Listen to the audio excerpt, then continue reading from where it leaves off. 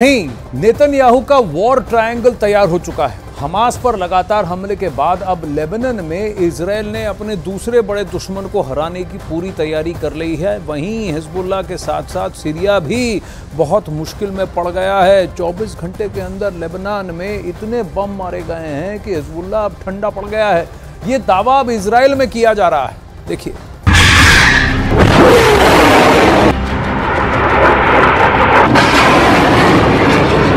पहला रॉकेट, फिर फायर हुआ दूसरा रॉकेट, इसके बाद लॉन्च हुआ तीसरा रॉकेट। हमास के रॉकेट लॉन्च होते हुए इतनी साफ तस्वीरें आप पहली बार देख रहे हैं। एक के बाद एक हमास 10 रॉकेट फायर करता है।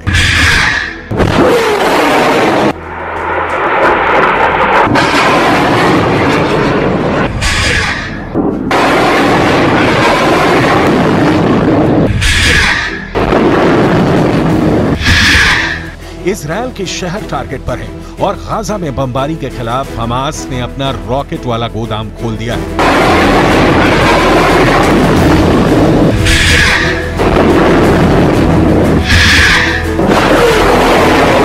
लेकिन ऐसे हमलों और गाजा पर बमबारी जारी रखने के बीच नेतन्याहू ने अपना वॉर ट्रायंगल तैयार कर लिया है।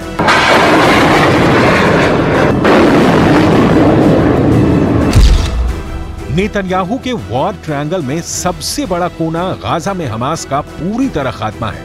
नेतन्याहू के वॉर ट्रायंगल में दूसरा बड़ा कोना लेबनान में हिजबुल्लाह का अंत है, जबकि नेतन्याहू के वॉर ट्रायंगल का तीसरा सबसे खतरनाक कोना है सीरिया, जहां पर इजराइल की एयरफोर्स ने हमले तेज कर दिए हैं। ये तीनों जगह या देश इजराइल के बॉर्डर से लगे हुए हैं और इजराइल इन्हें अपने खिलाफ सबसे बड़ा खतरा मानता है। इजराइल ने सीरिया के अंदर कई सैन्य ठिकानों को टारगेट किया है। ये इंफ्रारेड वीडियो ऐसे ही एक हमले का है। इजराइल का दावा है कि सीरिया की तरफ से उस पर कई तरफ से बमबारी हुई है और अब उसकी एयरफोर्स का यह हमला सीरिया को मुंह तोड़ जवाब है। ये है इजराइल का F-16 फाइटर जेट, रात भर बमबारी के लिए तैयार है। साथ में है इजराइल का F-15 फाइटर जेट।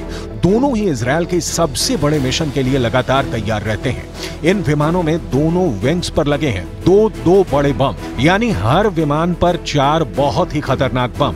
इस बम का नाम है जेटम।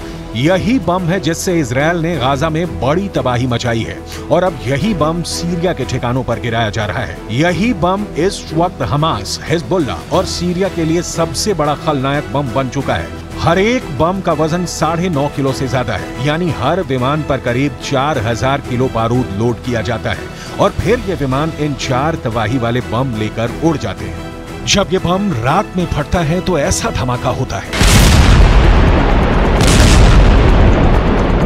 इजराइल को अमेरिका से मिले इस बम ने बहुत तबाही मचाई है। इजराइल और लेबनान के बॉर्डर पर बमबारी देखिए। हिजबुल्लाह के ठिकानों को इजराइल चुन चुन कर टारगेट कर रहा है। पूरा महीना लाल अक्टूबर बन चुका है। लाल अक्टूबर यानी हर तरफ खून ही खून।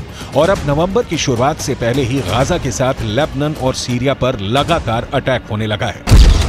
इजराइल इस वक्त गाजा में हमास, लेबनान में हिजबुल्लाह और सीरिया में एक साथ ऑपरेशन कर रहा है।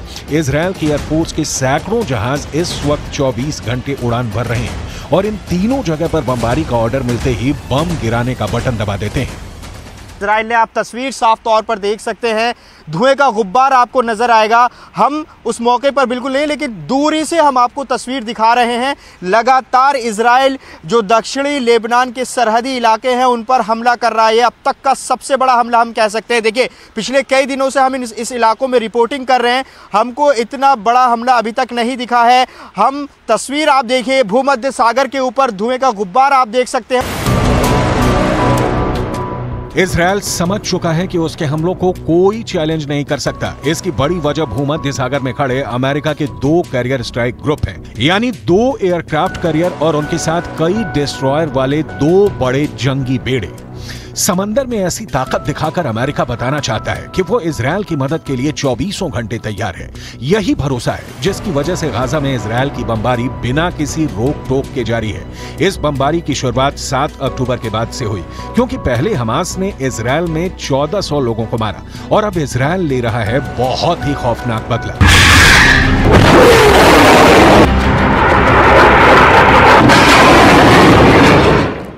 नीरोज गांव में जहां की फेंसिंग तोड़कर आतंकवादी घुसे थे, वहां न्यूज 18 इंडिया की टीम को क्या कुछ नजर आया, आइए देखिए।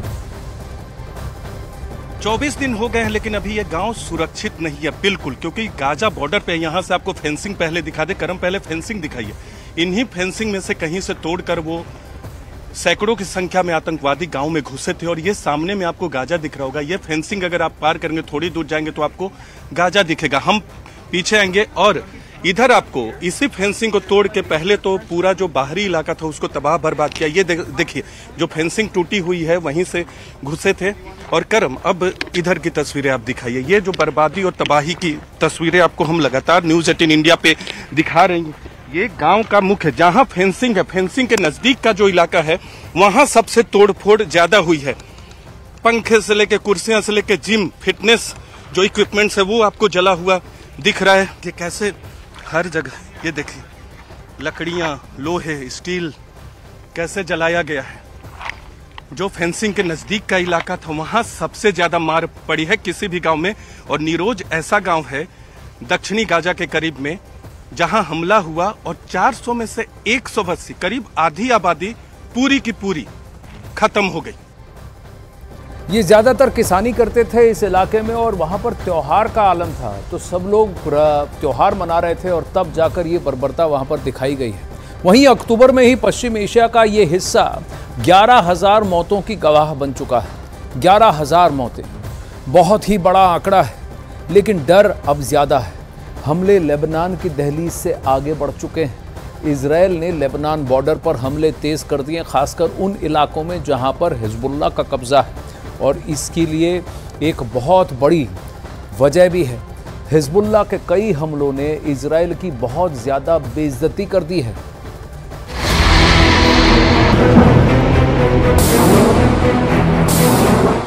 हिजबुल्लाह एक के बाद एक कई मिसाइल फायर कर रहा है। एंटी टैंक मिसाइल से उसने इजरायल के कई अड्डे बहुत ही सटीक हमलों में उड़ा दिए हैं। पहला हमला टावर उड़ गया,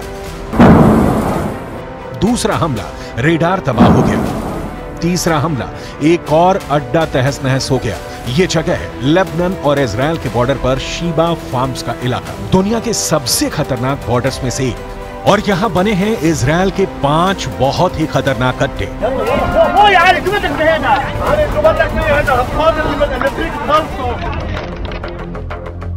अड्डा नंबर 1, अड्डा नंबर 2, अड्डा नंबर 3, अड्डा नंबर 4, अड्डा नंबर 5। ये जगह गोलान की पहाड़ियों के उत्तर में है और यहाँ पहाड़ों की ऊंचाई 1500 मीटर तक है। नीचे लेबनान का इलाका है और यहीं से अटैक लॉन्च किया गया। इस ग्राफिक से समझ सकते हैं कि इस इलाके की टोपोग्राफी, कौन कहां मौजूद है, कौन सा इलाका किसके पास है। सबसे पहले इजरायल का अड्डा नंबर 1 शतुला इलाके में बने इस अड्डे पर हिजबुल्लाह ने किया पहला हमला। इजरायल का अड्डा नंबर 1 हिजबुल्लाह का पहला टारगेट। हिजबुल्लाह ने कॉर्नेट मिसाइल से अटैक किया जो सीधे जाकर इजरायल का एक टावर उड़ा देती है। हिजबुल्लाह की ये रेंज देखकर इजरायल के कैंप में खलबली सी मच गई है, क्योंकि निशाना भी बिल्कुल सटीक लगा और टावर पूरी तरह तबाह हो गया। इसके बाद टारगेट बना इजरायल का अड्डा नंबर 2, ये भी शतुला इलाके में है और यहाँ हिजबुल्लाह ने किया दूसरा हमला। अड्डा नंबर 2 हिजबुल्लाह का दूसरा टारगेट। इस बार हिजबुल्लाह ने BGM-71 TOW anti tank missile का इस्तेमाल किया। अमेरिका में बनी यह मिसाइल इतनी सटीक है कि इसने ठीक रेडार स्टेशन को तबाह कर दिया। ऐसा निशाना देखकर कोई भी दुश्मन डर जाएगा। इसके बाद टारगेट बना इजरायल का अड्डा नंबर 3, ये भी शतुला इलाके के करीब है और यहां हिजबुल्लाह ने किया तीसरा हमला। अड्डा नंबर 3 हिजबुल्लाह का तीसरा अटैक। इस बार हिजबुल्लाह ने conquers anti tank guided missile fire की रूस की ये वायर गाइडेड मिसाइल भी इजराइल के एक ठिकाने को खत्म कर देती है। इसके बाद चौथे और पांचवें अड्डे पर भी हिजबुल्लाह अपनी बाकी मिसाइलों और मल्टी बैरल रॉकेट लॉन्चर से हमला करता है और उनका भी वही हश्र होता है जो बाकी अड्डों का हुआ है। हिजबुल्लाह का दावा है कि इन हमलों में इजराइल को भारी नुकसान हुआ है और उसके कई सैनिक भी मारे गए हैं। हिजबुल्लाह के ऐसे ही हमलों के बाद इजराइल चुन चुन कर बदला ले रहा है। वो अब हिजबुल्लाह को कोई मौका नहीं देना चाहता। इजराइल लेबनान सीमा के यारीन इलाके में हमारी मौजूदगी है। किस तरह से जो लेबनान के सरहदी गांव हैं वहां पर तबाही के निशान है वो देख सकते हैं। ये एक इमारत है जिसको निशाना बनाया गया है। यहाँ पर कोई नज़र नहीं आ रहा, देखिए सिवाय एक बिल्ली के। बिल्ली यहाँ पर नज़र आ रही है और देखिए हाल ही में इस पर अटैक किया गया है, रॉकेट से इस पर अटैक किया गया है। रॉकेट के निशान भी आप यहाँ पर देख सकते हैं। आप तस्वीर देखिए किस तरह से इस बिल्डिंग को निशाना बनाया गया है। इजराइल के जवाबी हमलों को देखकर कोई भी नहीं कहेगा कि इजराइल अब पीछे हटेगा। उसके रास्ते में जो आएगा इजराइल अब उसे मिटाना चाहता है, फिर चाहे वो हिजबुल्लाह हो, सीरिया हो या फिर Iran.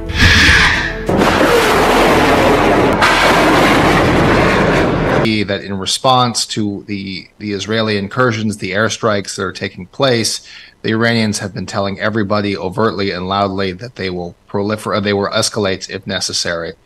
And again, going back to those rules, you know, one of the ways that you can escalate without necessarily risking getting your teeth kicked in, if you're the Iranian leadership, is by doing these. Israel और Gaza के बीच शुरू हुई जंग अब पूरी दुनिया को अपनी चपेट में ले सकती है। ये युद्ध लेबनान और सीरिया में तो दाखिल हो ही चुका है। अब पूरा पश्चिम एशिया इसकी जद में कैसे आएगा, सबको यही डर सता रहा है। हिजबुल्लाह इस वक्त इजराइल के युद्ध में बड़ा पलीता लगा सकता है और इसका असर लेबनान की जमीन पर दिखने लगा है। ये दक्षिणी लेबनान है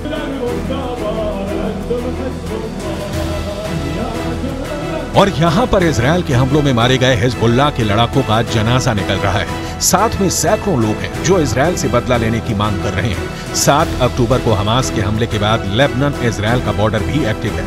यहाँ पर इजराइल ने जितने भी हमले किए हैं उसमें हिजबुल्लाह के 40 से ज्यादा लड़ाके मारे जा चुके हैं। हिजबुल्लाह वो संगठन है जिसे ईरान से पूरी मदद मिलती है और ईरान हिजबुल्लाह को इजराइल के खिलाफ एक बड़े हथियार के तौर पर इस्तेमाल भी करता आया है।